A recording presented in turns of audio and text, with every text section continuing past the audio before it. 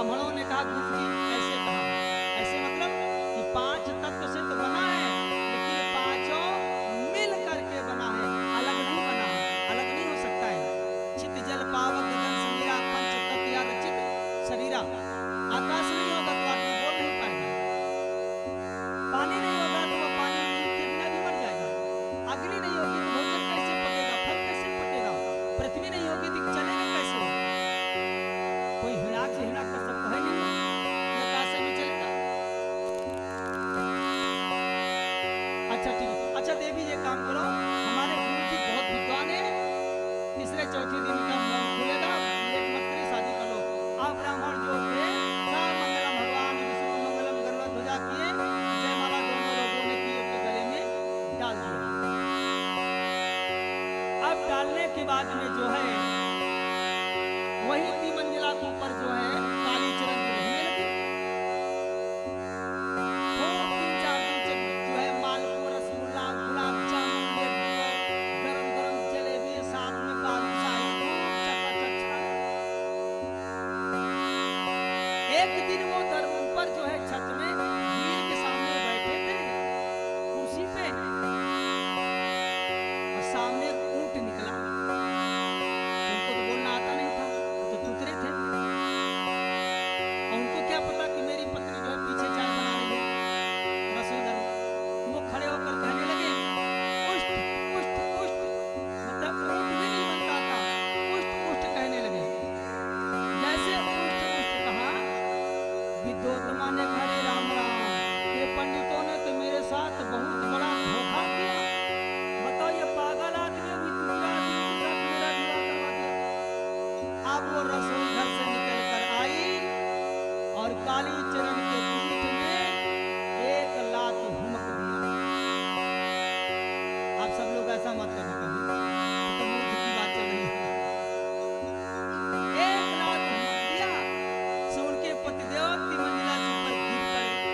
जैसे ऊपर से नीचे गिरने वाले थे, सामने काली माँ का मंदिर था, वहीं पर जाकर के धड़ाम से सर के बल गिरे। दोनों दांतों के टकराव से जीभ बीच में कट गई। जब बीच जीभ कट गई तो काली माता प्रसन्न हो गई और खड़ी हो गई और कहने लगी बेटा वरदान मांगो, वरदान मांगो। तो काली चरण कह रहा विद्यो विद्यो विद्यो, मतलब उसने मारा है, हमारी जीभ जो कट गई है विद्योत्तमा ने मारा, विद्यो विद्यो विद्यो।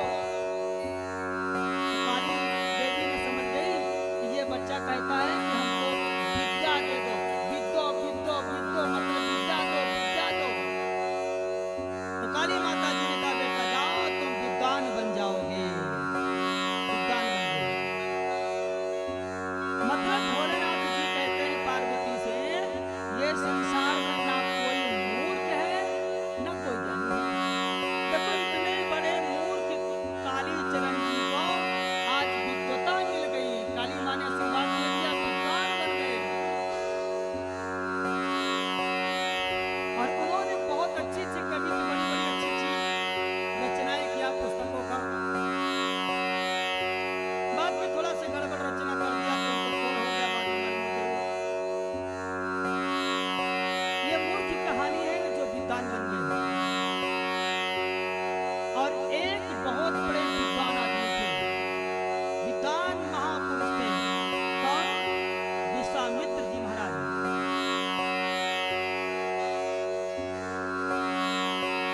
विश्वामित्र जी, विश्वामित्र महाराज, विश्वामित्र महाराज।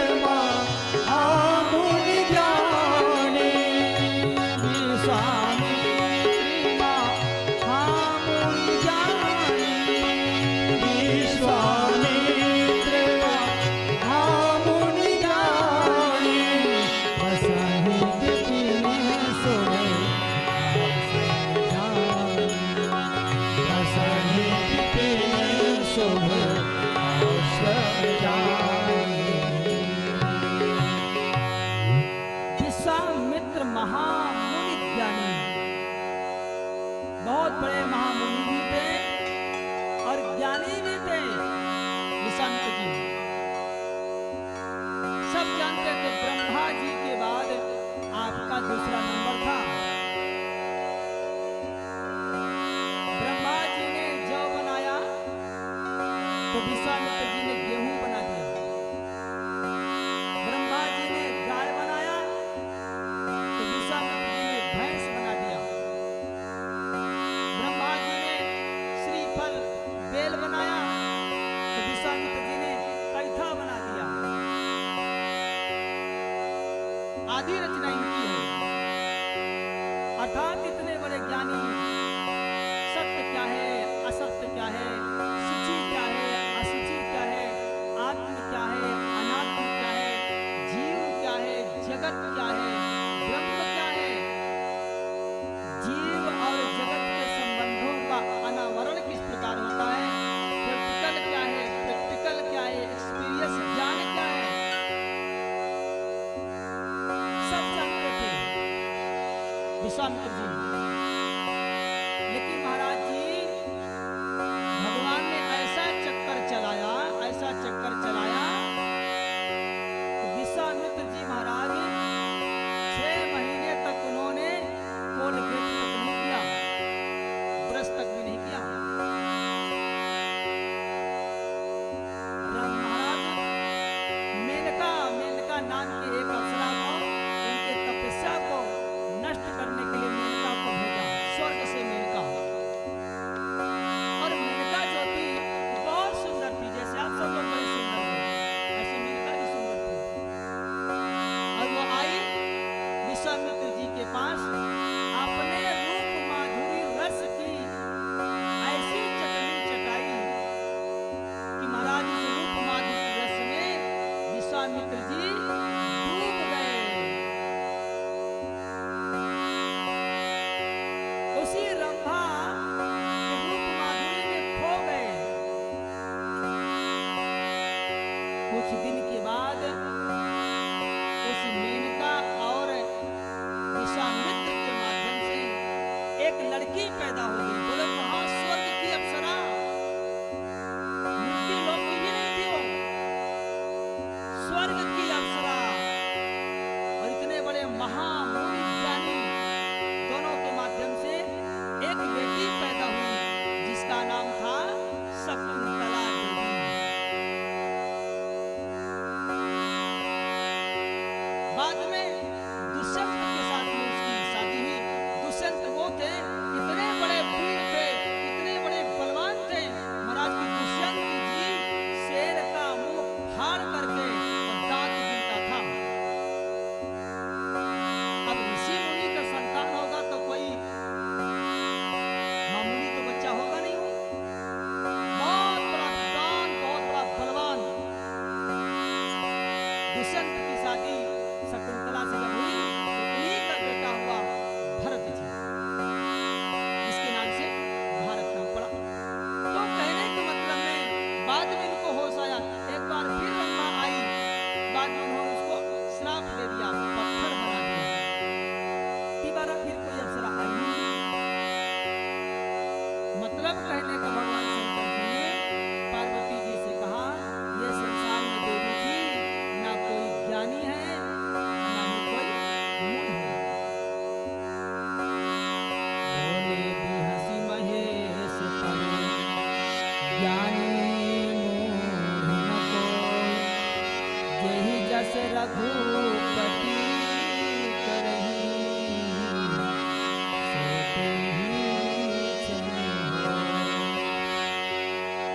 जिसको जैसा भगवान बनाना चाहते ठीक वैसा बन गया।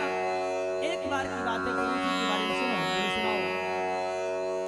आपके गुरु जी स्वर्ग से मृत्यु लोक आ रहे थे। जब स्वर्ग से मृत्यु लोक आ रहे थे तो उनको एक मायापुरी मिला। मायापुरी जगह, मायापुरी जानते हो किसको कहते हैं? मायापुरी कहते हैं हरिद्वार को। हरिद्वार को क्या बोलते हैं? मायापुरी। वहां पर एक से बढ़कर एक महल बना हुआ है, एक से बढ़कर एक आश्रम बने हुए हैं, एक से बढ़कर बढ़कर एक वहां पर तपस्वी मिलेंगे और एक से बढ़कर एक महाराज वहां धनी मिलेंगे। उसी हरिद्वार के किनारे पर कुछ दूर जाकर के ऋषिकेश और हरिद्वार के बीच में एक आनंद नाम का वन था। और जैसे मृत्यु लोक में महाराज नारद जी आए तो ठंडा वहां लगा उनको, बढ़िया सा कलकल निनाद करती हुई गंगा, चिड़िया सुंदर कलरव कर रही थी। वहीं पर श्री नारद जी रुक गए और सुंदर एक गुफा थी, बट था, मिट्टी का ढेर था और सुंदर गंगा जी बह रही थी। गुफा में तुलसीदास जी ने बहुत सुंदर रचना किया। हिमगिरि गुहा देख अति पावन, हिमगिरि गुहा देखे अति पावन, वहाँ समीर सुर सरी सुहावन। बह समीप सुरेश्वरी सुहावन, वहाँ समीर सुर सरी सुहावन। बह समीप सुरेश्वरी सुहावन, आश्रम परम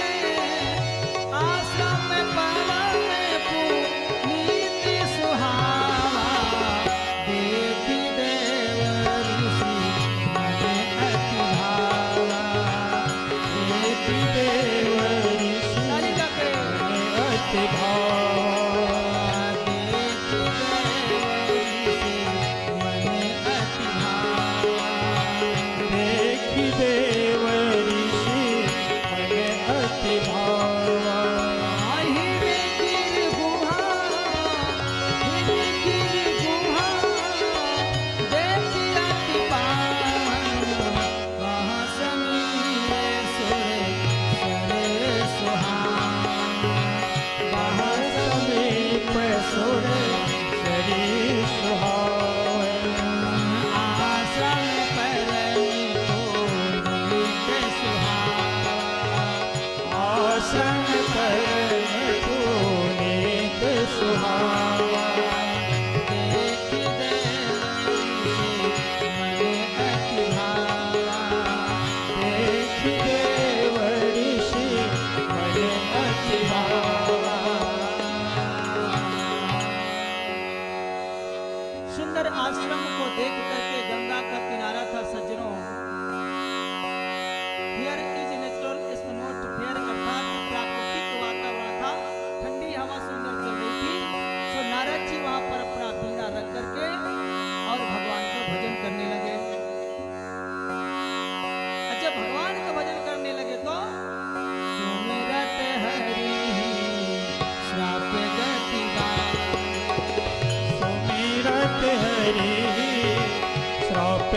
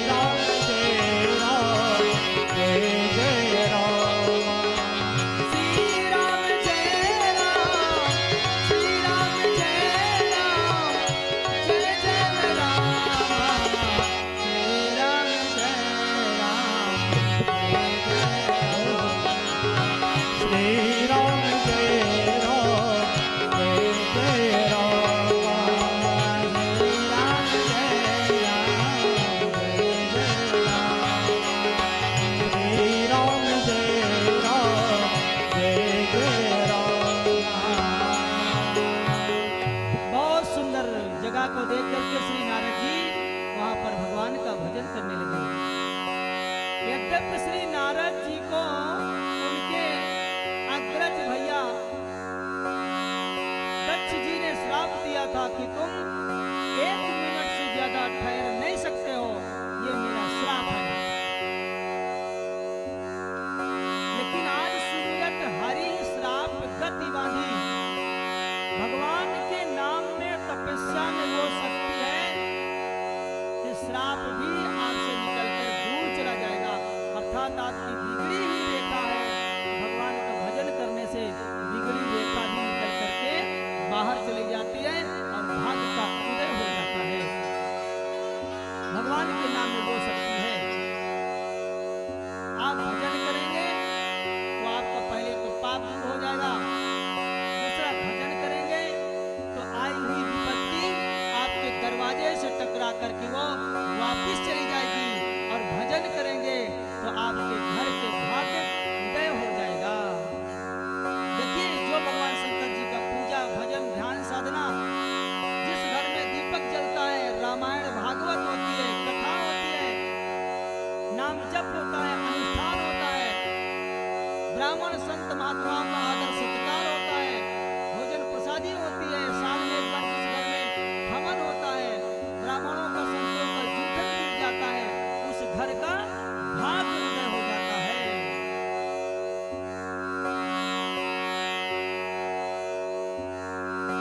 संत लोग कहा करते हैं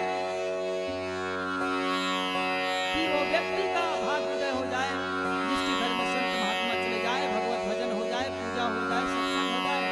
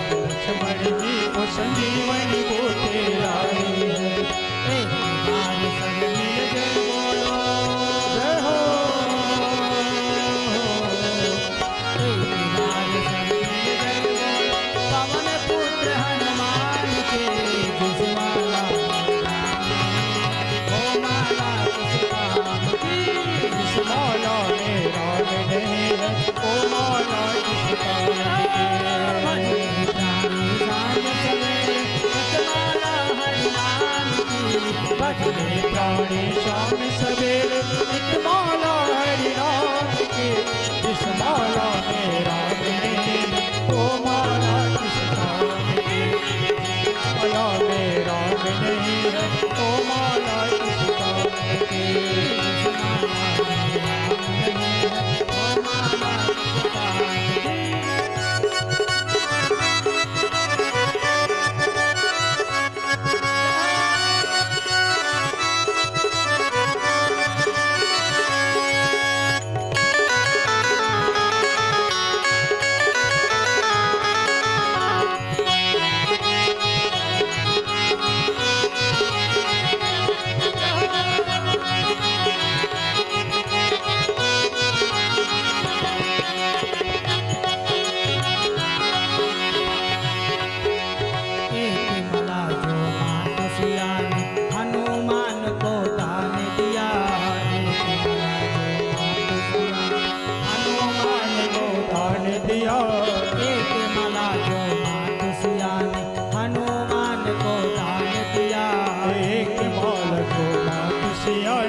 हनुमान को दान दिया। हनुमान ने तोड़ करके भूमि ऊपर डाल दिया। हनुमान ने तोड़ कर भूमि ऊपर डाल दिया। हनुमान के मन में बसी है, हनुमान के मन में बसी है मूरत सीताराम। श्री राम माला मेरा ओ माला किस काम की, जिस माला में राम नहीं है वो माला किस काम की, माला में राम नहीं है वो माला किस काम की।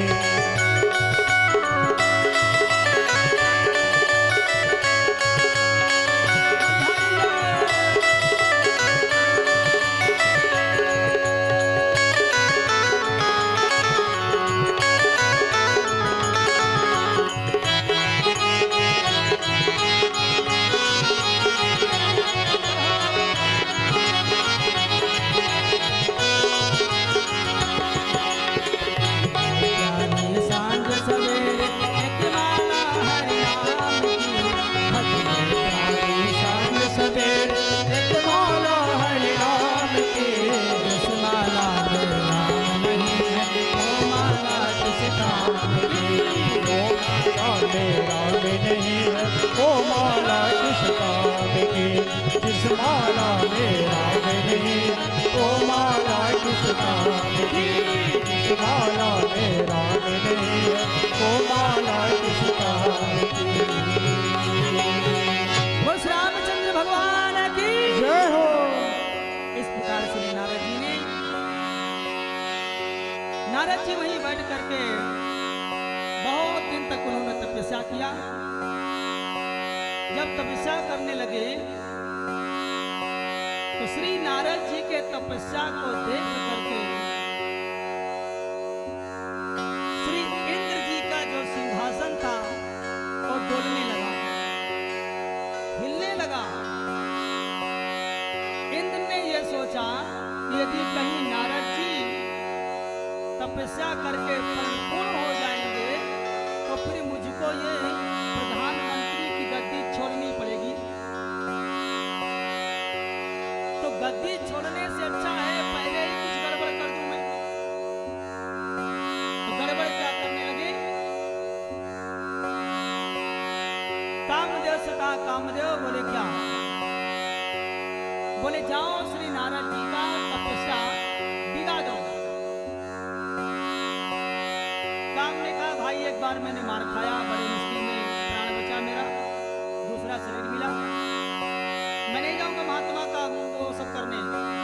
अरे कहा जाओ, ये तो तुम्हारे बाएं हाथ का खेल है। बोले मैं नहीं आऊंगा अकेले, साथ में हमारे रंभा मेनका अप्सराओं को दो, मैं ले जाऊं उनको।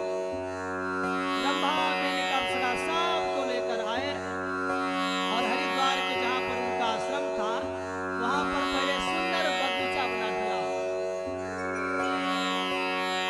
अच्छे सुंदर सुंदर महाराज वहां पर उन्होंने वृक्ष लगा दिया, बढ़िया सा पार्क बना दिया, सरोवर बना दिया।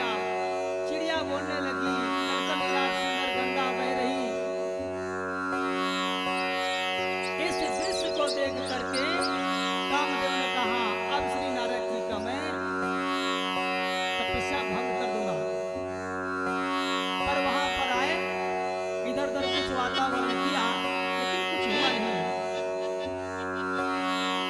तो रंभा मेनका जी से कहा कि तुम लोग थोड़ा